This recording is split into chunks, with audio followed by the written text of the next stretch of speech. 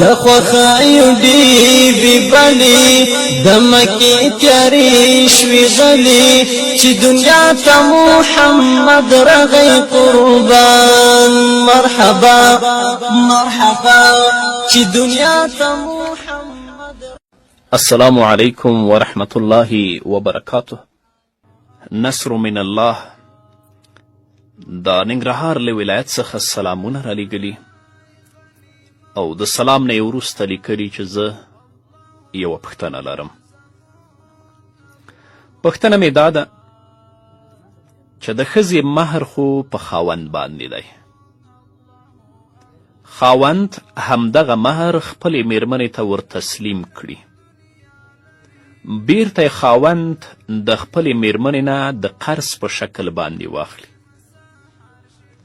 او کله چې د قرض په شکل باندې واخیسته بیرته خپلې میرمنې ته ورنه کړي. په دې کې ګناه شته که نه؟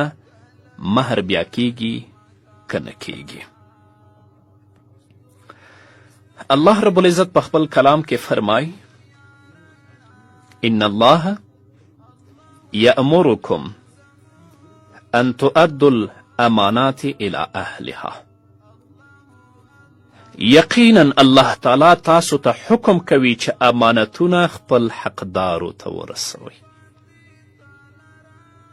نو ستاسې میرمن تاسو ته د امانت په شکل یا د قرض حسنه په شکل باندې خپل د مهر روپۍ چې هغه د هغې مالکه ده تاسو ته درکړي، نو باید تاسې بیرته ورته وسپارئ.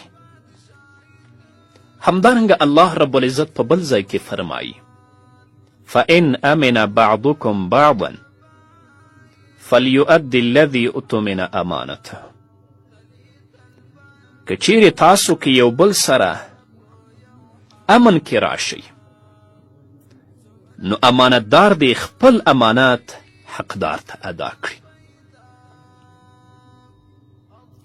د مهر د پیسو مالکه خو میرمن وه. میرمن د قرض حسن په شکل یا د امانت په شکل هغه پیسې چې دا یې مالکه وه تاسو ته در وسپارلې، نو دا د الله حکم دی چې دا امانت او دا قرض حسن به بیرته میرمنې ته سپارل کیږي. همدارنګه د بخاري او د مسلم حدیث دی. راوی د حدیث سیدنا ابي هريره رضی الله تعالی عنه دی. هغه فرمای ان رسول الله صلی الله علیه وسلم قال مثل الغني ظلم واذا اتبع احدكم على ملئ فليتبع. د اتبع معنا محدثین کوي احیله. وإذا أتبع أحدكم على مليء فليتبع.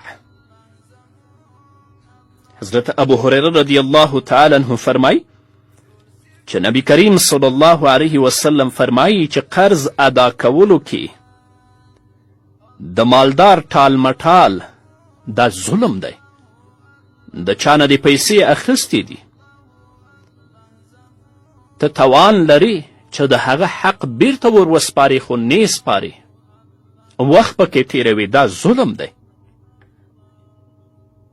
همدارنګه فرمایي کله چې تاسو کې د یو تنګ قرض چاته حواله شي، نو قرض خوا لره دا پکار دی چې دا ومني. نو چې د قرض په شکل باندې یوې میرمن د خپل د مهر پیسې خاوند ته ورکړي دي، باید دا بیرته ورته وسپاري. او په بل ځای کې نبی کریم صلی الله علیه وسلم فرمای څوک چې د چا نه قرض پیسې واخلي او بیرته د ورکولو اراده نه لري، دا غل دی. نو خاوند چې اوس د خپلې میرمنې نه د هغې د مهر پیسې د قرض په شکل کې اخیستي بیرته نه ورکوي او دا اراده و، دا غل دی. خو مهر ادا شوی، نکاح ته کومه ستونزه نشته دی.